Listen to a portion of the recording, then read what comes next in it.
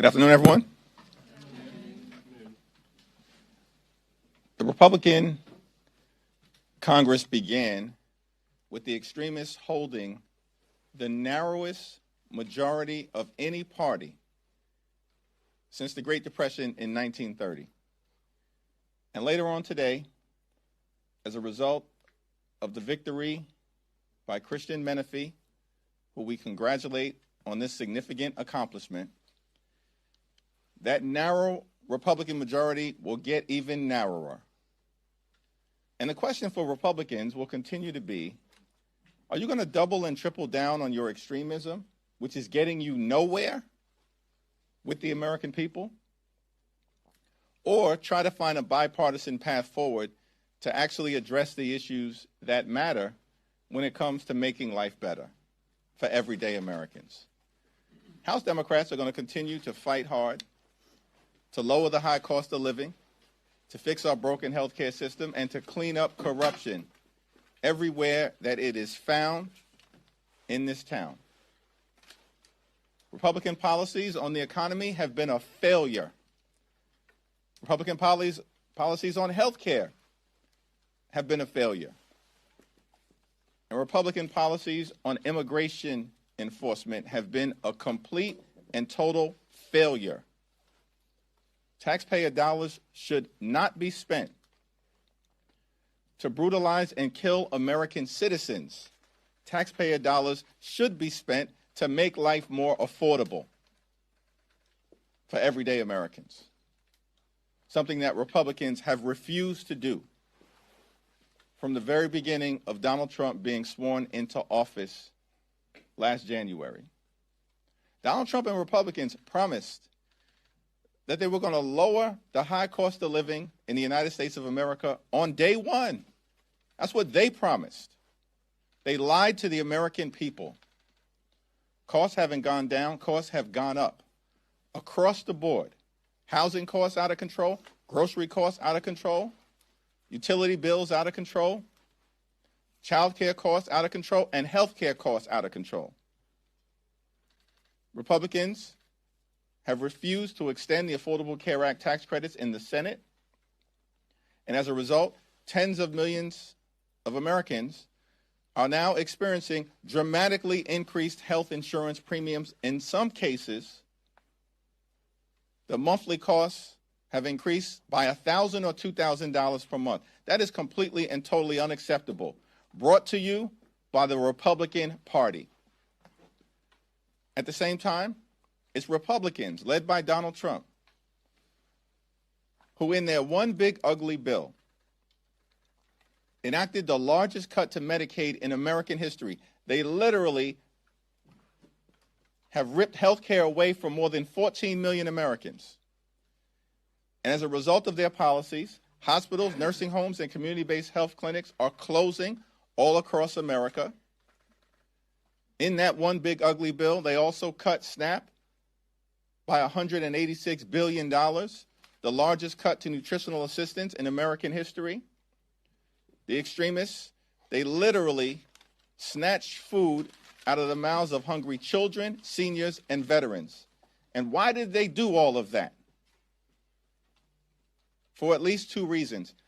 So they could provide massive tax breaks to their billionaire donors, and at the same time, create a $191 billion slush fund that went to the Department of Homeland Security, including $75 billion to ICE, so that masked agents could unleash brutality and lawlessness on the American people. Everyday Americans have had enough with the failed policies of Donald Trump and Republicans in the House and the Senate. And the only real question that needs to be answered right now is, when will Republicans have enough with the extremism and the cruelty and the chaos and the corruption that has failed the American people? Questions? Thank you, Mr. Leader. Is there any scenario where Democrats would help the Speaker if he can't get the votes for this funding bill on his own? Republicans have a responsibility to move the rule, which, by the way, includes a wide variety of other issues that we strongly disagree with, including their efforts to weaponize the criminal contempt process so they can create a distraction from the Department of Justice continuing to hide the Epstein files. And so it's hard to imagine a scenario where Democrats are going to provide Republicans who spent all last year lecturing us about the fact that they had some big, massive mandate. Really? You had a 3-seat majority that as of this evening will be a 2-seat majority, the narrowest one since 1930. Spent all year lying to the American people, but pretending, apparently some of them believe it, that the results of the 2024 election represented a dramatic shift in how the American people viewed the Republican Party and the Democratic Party. What have the results of the last year said about that conclusion?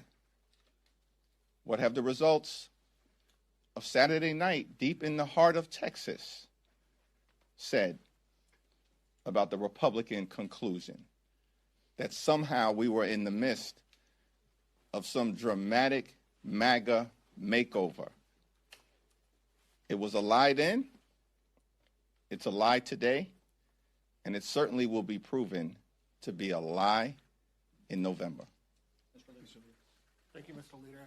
During the last government shutdown, you spoke about how the American people were on your side. You cited polling, anecdotal evidence from all of the travel that you've done across the country. Did the last shutdown and the public sentiment behind it, does that have any bearing on this particular partial shutdown, how Democrats are approaching it? Do you believe that the same way you felt the American people were on your side over the healthcare fight, they're with you in this ICE debate? Does that somehow play into the calculus that you all are thinking about as you all figure out how to move forward? Well, Democrats clearly had the high ground as it relates to standing on the side of the American people and pushing to fix our broken healthcare system and address the Republican healthcare crisis, which is ongoing, and that work is ongoing. And John Thune needs to stop erecting procedural hurdles and take up the House-passed bill that will allow for a straightforward extension for 3 years of the Affordable Care Act tax credits to benefit working families, middle-class families, and everyday Americans. In the same way that we had the high ground in standing on the side of the American people, and will continue to do so as it relates to health care, we clearly have the high ground in standing on the side of the American people with respect to ICE. ICE and the Department of Homeland Security need to dramatically change. And absent that, then a full-year appropriations bill is in deep trouble because the American people are correctly demanding accountability. The American people want to see the mask come off.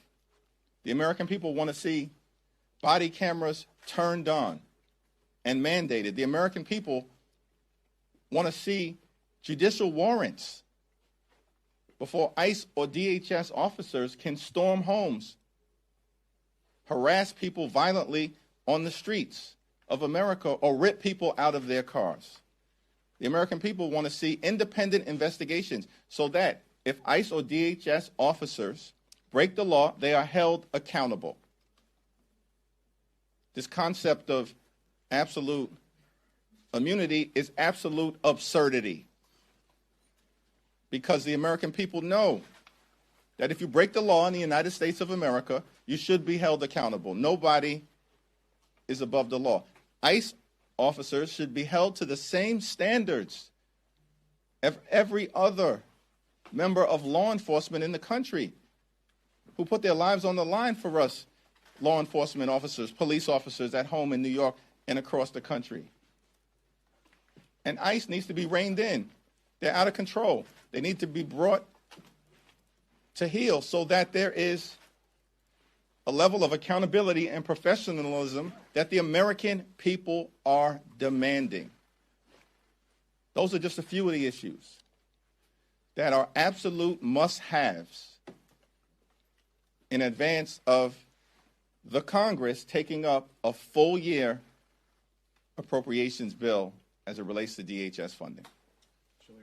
Mr. Jeffries, on this bill, on the actual vote for passage, will you vote for it, and will you vote with your members one way? We have a leadership meeting later on today where we'll have a discussion about it.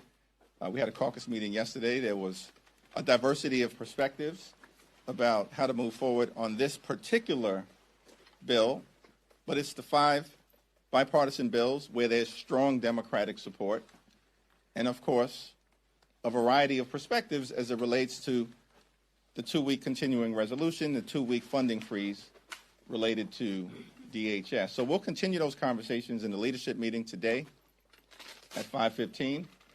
And then, of course, we'll have a full and robust discussion tomorrow morning at caucus. Thanks. Thank you, Leader. Yeah, second row. I'll get back to you. Yeah, thank you, sir. On the subject of the contempt resolutions the House is set to vote on this week, what do you make of the fact that a number of members of your caucus voted with Republicans in committee, and do you plan on whipping against those resolutions this week? Well, those decisions, of course, will be articulated by the Democratic whip, Catherine Clark, at the appropriate time. It's my expectation we'll have a discussion tomorrow as well about these so-called criminal contempt resolutions. House Republicans cannot be taken seriously on this issue. The Department of Justice is now withholding, in violation of the law, more than 3 million documents related to the Epstein files. More than 3 million documents. And we don't hear a peep from James Comer or any Republicans about the failure of the Department of Justice to comply with a law, as well as a subpoena that had been previously issued in a bipartisan way. I'm a hard no on the shenanigans of House Republicans. I don't believe it's serious. And I also think that there have been ongoing discussions by the Clintons and their lawyers to testify that have been repeatedly, apparently, rejected by House Republicans on the Oversight Committee because they don't want a serious interview. They want a charade. And it's not something that I'm down with. Leader Jeffries, on the weekend shows, you talked about wanting a clear path for this, to know that the Trump administration is serious about working on this funding bill. What does that look like? Do you want to speak to President Trump? What do you need to have that clear path? Well, Speaker Johnson and I have been in close communication. I've also been in close communication with Leader Schumer. Still haven't seen a clear path articulated, an ironclad path articulated by the Trump administration related to the type of dramatic changes that are necessary in order to rein ICE in. It's out of control, and the American people know it, as evidenced in public opinion survey after public opinion survey after public opinion survey, including amongst Donald Trump supporters. They know he's gone too far. The American people know that Donald Trump lied to them. He said, we're going to target violent felons. Instead, they're targeting 5-year-old boys with Spider-Man backpacks. They're horrifying the American people. And so Democrats are committed to this fight. And again, we've made clear, line in the sand, red line. We've articulated the things that will be necessary for there to be a full-year appropriations bill connected to ICE funding, because we're standing on the side of the American people, some of whom have been killed in cold blood by ICE in plain sight, horrifying the American people. Thanks. Good afternoon. Thank you. You say that your side won't help on the rule. It sounds like some Democrats might be willing to vote yes on the bill. That's okay? I indicated there's a variety of different perspectives, and we'll continue to have that discussion. And what's the issue with some of them saying yes because they want FEMA money, they have earmarked projects that are important to their districts, they're moderate Democrats from swing states? You'll have to talk to them. Well, I mean, but what's... So why is there a difference between the rule and the bill? Republicans are in the majority in this institution that has now been around for more than 200 years. It's hard to cite an example where in an institution that is majoritarian in nature, as you know, where the minority steps in to help the majority pass a rule when, as I've indicated to you, there are multiple bills within that rule that we strongly disagree with and do not support, separate and apart from the appropriations issue. I mean, that's not too difficult to contemplate. On rare occasions have we stepped in to deal with Republican dysfunction, including in the last Congress, where it related to making sure that we funded our ally, Ukraine, because we had to stop the pro-Putin caucus within the House Republican Conference from undermining the free world, our values, democracy, freedom, and truth, as opposed to continuing to play footsie with Vladimir Putin. That was a rare occasion. Hard to cite another example in the last few Congresses that actually involved Democrats stepping in to help Republicans govern an institution when Mike Johnson and my Republican colleagues have spent the last year lecturing the country that they have some massive mandate. If they have some massive mandate, then go pass your rule, which includes toxic bills that we don't support. Don't come to us unless you actually want to negotiate on the substance of getting things done that make life better for the American people. Thank you, Mr. Leader. You mentioned Texas. I wanted to ask you about one of the results, the state Senate race there. We saw a Democrat actually flip a seat that Trump won by 17 points, and I think he won by even more over the weekend. I just wanted to get a sense from you. Obviously, Texas primary races haven't happened yet, but are you feeling confident that Democrats could possibly win 4 out of the 5 redistricted seats and blunt Republican efforts to redistrict? Yes. The Republicans done effed up in Texas, and they know it. We knew it months ago. And it's because of a variety of reasons. First of all, they were never going to get 5 seats. But they created a scenario where they tried to take 5 seats away from Democrats, didn't think that we were going to respond. California responds decisively, and we will pick up 5 seats as a result of Prop 50 in California. And it remains to be seen what happens in Texas. I can guarantee you they won't win 5 seats. They're going to struggle to win 3 based on 2024 performance, let alone what we've seen literally over the last year. And let me congratulate Taylor Remmett, who ran an extraordinary campaign. It was a decisive victory. It was a shellacking for Republicans in Texas that even caught Ron DeSantis' attention. They can't ignore it. And by the way, Republicans have been losing elections and Democrats have been winning elections since January of last year. Irrefutable fact. This has now gone on for 13 consecutive months. And during the entirety of the Trump presidency, Democrats haven't lost a single meaningful election. Not one. Not one. We won the Iowa special election in January. That was a district that Trump had just won by 20 points, a state Senate seat in Iowa. Decisively won an election in February for the Westchester County Executive in a district partially represented by Mike Lawler. In March, we won a state Senate race in Pennsylvania in a part of the Commonwealth where we hadn't had representation in over 100 years. It was a district that Donald Trump had just won by 15 points.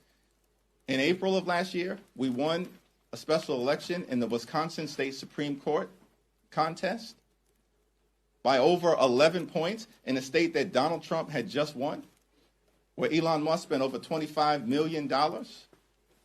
In May, for the first time in 12 years, we won the mayor race in Omaha, Nebraska, and elected an African American for the first time ever in the history of that great state. In the off-year elections in November, we won all over the country, in Virginia, in New Jersey, in New York, flipped seats in Mississippi to break the Republican supermajority in the state Senate, won 3 state Supreme Court races in Pennsylvania, won statewide in Georgia for the first time in 20 years, crushed it in California with Prop 50. Democrats in the off-year elections won up and down the ballot across the country, in statewide races, in county legislative races, and at all points in between. And then in December of last year, we won the mayor's race in Miami for the first time in almost 30 years. Crushed the Republican opposition. And then 2 days ago, in Texas, this is extraordinary. In a district that Donald Trump won by 17 points, the Democrat wins by 14 points. That's a 31-point swing. No one's ever seen anything like that in modern American political history. Democrats are doing that. A 50-point swing in Texas amongst Hispanic voters. And state Senate districts in Texas aren't small. They're bigger than congressional districts. That has sent a chill down the spine of every single House Republican in Texas and across the country. And it gets worse for them because Republicans spent over $2.4 million to try to hold a seat that Donald Trump had just won by 17 points, and the Democrats spent about $400,000, outspent 6-1, and crushed the Republican extremists. At what point will Republican extremists come to the conclusion that your reach ain't long enough and your peeps ain't strong enough? You are on the verge of losing control of the House of Representatives in November, and the Senate is looking increasingly shaky as well. Republicans have failed. Democrats are on the move because the American people have had enough. Thank you, Mr. Leader. Greg Steube plans to force a vote to expel Congresswoman Tribbles McCormick this week, who has been, indicted for allegedly stealing federal funds. What is House Democratic leadership's stand here? Are you opposing this effort and standing, I guess, with Tribbles McCormick? I mentioned on Friday that Congresswoman Tribbles McCormick is entitled to the presumption of innocence, like every other American. I'm a hard no as it relates to the effort to expel her, and it's going to fail.